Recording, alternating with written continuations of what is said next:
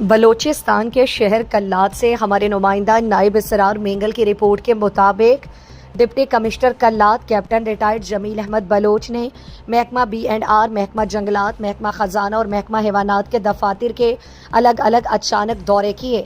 Deputy commissioner نے دفاتر میں افسران اور دیگر اسٹاف کی حاضریاں چیک کیں اور دفاتر میں صفائی ستھرائی اور دیگر امور کا جائزہ لیا۔ محکمہ خزانہ اور محکمہ جنگلات کے دفاتر میں تمام اسٹاف حاضر پائے گئے اور صفائی ستھرائی بھی بہتر تھا۔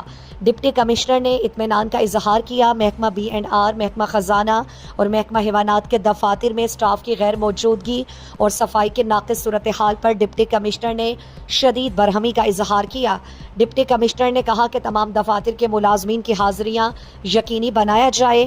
دفاتر ملازمین کے گھر جیسے ہیں، دفاتر کے صفائی ستھرائی کا خاص خیال رکھا جائے۔